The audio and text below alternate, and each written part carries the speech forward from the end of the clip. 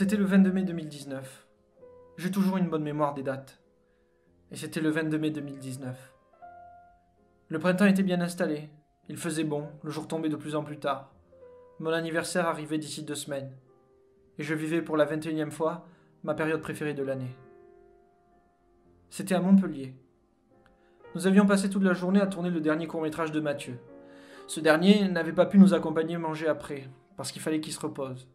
Gwendal et moi, on sait ce que ça représente de tenir toute une équipe de tournage sur ses épaules pendant une journée. Alors, on n'a pas insisté. On a mangé.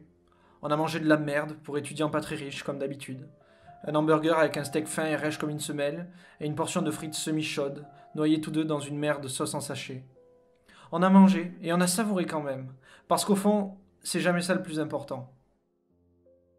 On a mangé, puis on s'est retrouvés les culs vissés sur les sièges de la voiture de Gwendal, à déambuler dans Montpellier presque morte, parce qu'on ne pouvait pas s'arrêter là. C'était une soirée trop spéciale pour se quitter à 23h. J'avais ma caméra, j'ai filmé. C'est ce que vous voyez passer sous vos yeux à présent. J'étais content.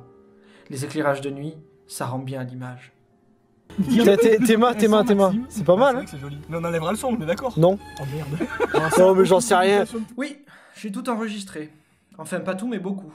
Tout ce que j'ai pu dans la mémoire limitée de ma caméra. Je ne voulais rien perdre, je me l'interdisais. De quoi avons-nous parlé de si sulfureux?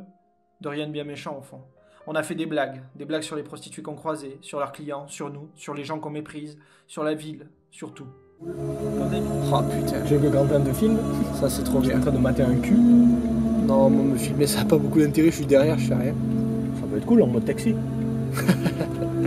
En mode fake et à taxi. la- Hey mate, il you connaît, have lui. money to pay. Il parle comme ça, tu vois. No, you can take my dick. il a un accent plus anglais. C'est you can take my dick. Je sais pas comment ils font les anglais pour parler. You can take my dick, il parle comme ça. You can suck my dick hard. Cependant, au fond, ce qui était le plus risible, c'était notre situation à l'instant. 3 jeunes loupards en Toyota Yaris dans une ville à moitié endormie. 3 paumés errants qui écoutent la compilation des morceaux les plus mélancoliques d'Ennio Morricone tout en racontant des conneries sans interruption. J'avoue, si je suis une fille seule le soir et qu'il y a une bagnole qui passe avec cette musique-là. Gros bolos à l'intérieur, tu sais. Bonjour madame. Oula, vous êtes olive. Ici, nous avons ri car nous nous sommes souvenus d'un habitant de cet immeuble qui regardait du porno la fenêtre ouverte. Là, Gwendal s'est rappelé qu'un type lui avait jeté un œuf dessus depuis son balcon pendant une manif. Par là, je remémorais à Gwendal la fois où un clochard éméché lui avait proposé une bagarre avec beaucoup de gentillesse et de cordialité.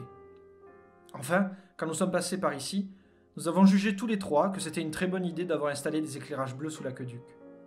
C'était comme un pèlerinage que l'on faisait sans se l'avouer vraiment. En septembre, si tout se passait comme prévu, Gwendal et moi partirions sur Paris, alors que Quentin et Mathieu restaient sur Montpellier. Ce n'était pas un supplice, ça faisait longtemps qu'on voulait se barrer. Depuis le début, on savait que Montpellier ne serait qu'une étape.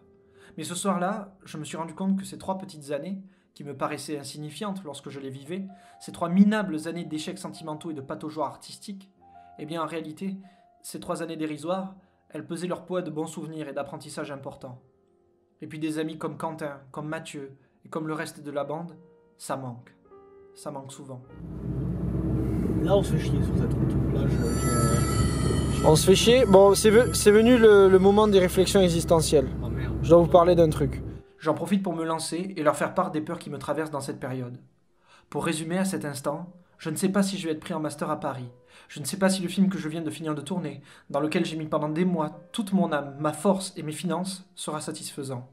Et enfin, pour la 2e fois depuis le début de l'année, je viens de me rendre compte qu'il n'y a aucune chance d'histoire entre la fille dont je suis amoureux et moi.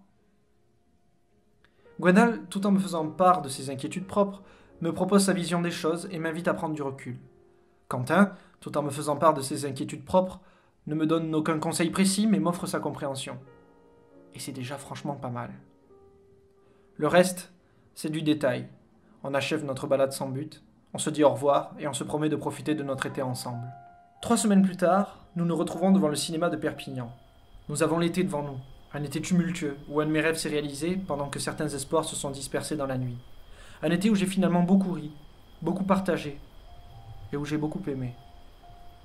Et puis après ça, Paris. Paris réussi, surprenant, dépassant les espérances, à la hauteur de nos fantasmes d'adolescents en fin de parcours. La nuit s'est faite de plus en plus hâtive et intense, comme chaque année, mais il n'y avait aucune crainte. Nous retrouverions vite nos habitudes une fois le printemps revenu. Nous retournerions alors au cinéma de Perpignan, et j'aimerais le film, et Gwendal non, et Quentin ne saurait pas quel camp choisir, mais se ferait embarquer par l'éternelle mauvaise foi de Gwendal, sans même écouter mes arguments, qui sont pourtant systématiquement les meilleurs, et Mathieu planerait au-dessus de nous dans une sorte de réalité alternative. J'écris ces lignes le 31 mars 2020. Le printemps est revenu, les jours se rallongent, mais la nuit ne part pas. Le cinéma de Perpignan est fermé. Personne ne sait vraiment. Le monde entier est en attente de réanimation. L'angoisse. Mes proches sont devenus des ombres pixelisées sur un petit écran. 845 km de distance me séparent du cinéma de Perpignan. Mais combien de temps ? Amis, quand y retournerons-nous un jour ensemble ? Amis, y retournerons-nous ?